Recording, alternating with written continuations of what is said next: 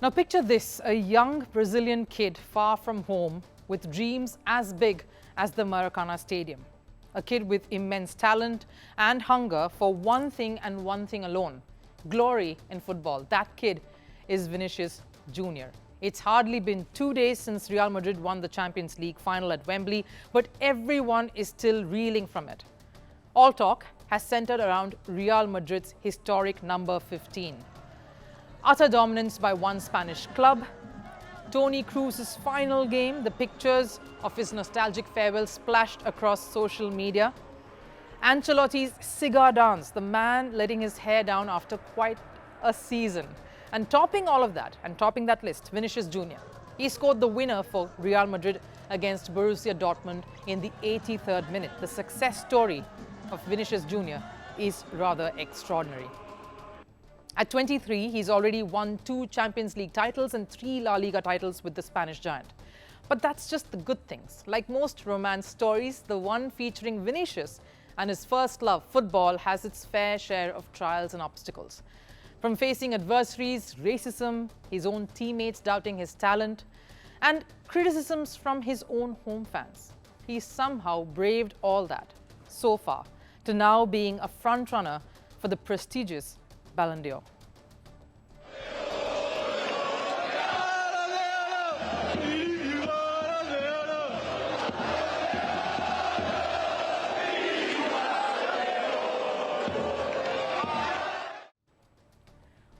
What you heard there was chants of all fans gathered after that final, chanting Vinicius' name and attaching Ballon d'Or to it. From taunts to chants, that was right after the Champions League win, and it would have definitely been music to Vinicius' ears because Vinicius has had a very busy time under the spotlight. He burst onto the scene at his boyhood club, Flamengo, in 2017, a talent that was impossible to ignore. And Real Madrid saw that potential, and as soon as Vinicius turned 18, they signed him up. And that too for a massive sum of $50 million. That is a heavy sum for an 18-year-old, but it was Vinicius' talent that earned him the prize. But with great talent comes great pressure, and Vinicius faced a lot of heat early on.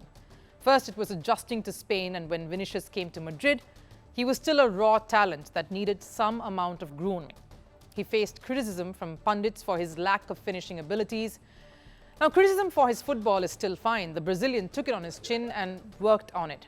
But racism is a whole new game, and Vinicius was facing a lot of it.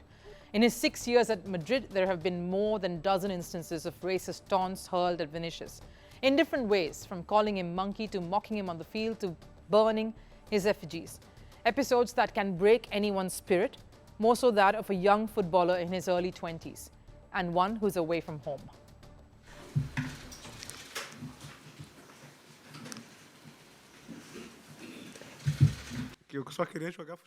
I just want to play soccer, do everything for my club and for my family. I see what's really going on. I'm getting sadder and sadder. I feel less and less like playing anymore, but I'll keep fighting. That was just some months ago, and no wonder he was in tears. And you can probably think, all right, these are things outside the field. Sure, it's tough and not easy to hear all of this, but it's not in your control. So you might tell the kid, just try to block it all out. Shut up the noise and focus on the pitch, the game. Sounds about okay, but what about your teammates? What if resistance comes from them? In 2020, during a Champions League game between Real Madrid and Borussia Mönchengladbach, Madrid's legend Karim Benzema told another player not to pass the ball to Vinicius.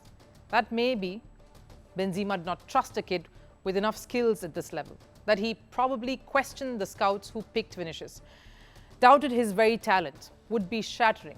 Benzema even said Vinicius is playing against us. Now imagine a 20-year-old being subjected to that. A football great doubting his talent and his loyalty. Could have made Vinicius feel small, defeated, maybe even go on to doubt himself. But that didn't break Vinicius either. In fact, it made him stronger. All of this strengthened him and made him a stronger player, helped him rise up the ranks. Now look, I'm not crediting racism or bullying as reasons to his success. I'm just saying it had to take a lot. Immense resolve, grit, and a certain mental fortitude to battle against all odds. And Vinicius fought it all alone. Instead of faltering and succumbing to the noise, he used it as fuel to drive him and his dreams. He converted every criticism and every obstacle into an opportunity to prove the world wrong. Take the Champions League final, for instance. Madrid played defensively in the first half. It was goalless, and their manager, Carlo Ancelotti, was not pleased and reprimanded Vinicius at halftime. I scolded him a little because I think that in the first half we were a little lazy and we had losses that we normally haven't had. They played how they wanted and they were very dangerous.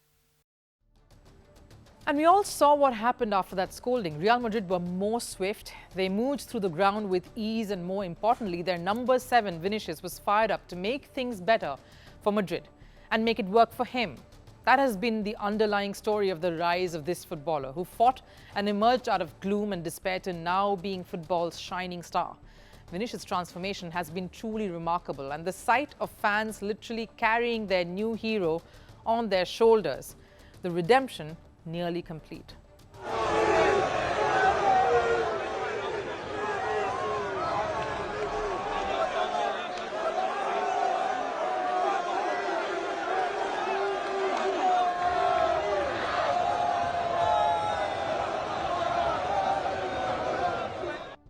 Visuals that can give you goosebumps. Life, it seems to have come a full circle for Vinicius. The youngster has been the driving force behind Real Madrid's success, we know that now, and even emerging as one of their leaders. You could sense, if you hadn't, by the way the team was rallying around Vinicius, and it showed how they play around him is how they party around him too.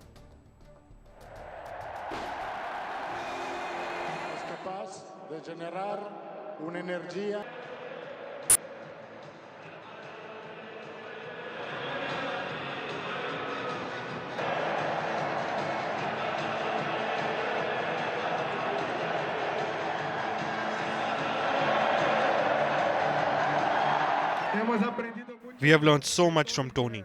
It was his last time. We have learned from Nacho, Luca, from Danny, who have won so many times. And the young here today want to win many more. Whatever he said after that victory shows how much he's grown in Madrid as a player, as a person, crediting the past, crediting the previous superstars and seniors like Cruz, and promising the Madrid crowd more trophies to come. It's a clear sign that he has a strong belief in his own abilities to take this legacy forward, of not just his place in the club, but also his place in the sport itself. And it's not just his teammates who are taking note. Fans at Bernabeu have been chanting Vinicius' name, and why not? He's wearing that number 7 jersey, a jersey number worn by Cristiano Ronaldo and Raul in the past, two of the strongest minds in the world of football.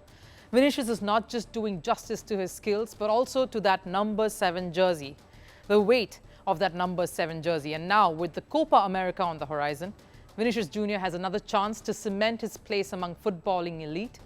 A strong performance for Brazil could well be the final piece in the puzzle when it's Vinicius' quest for Ballon d'Or. Confused by the barrage of numbers, deafened by the chorus of experts, disoriented by the flying graphics? Don't worry, we've got you covered.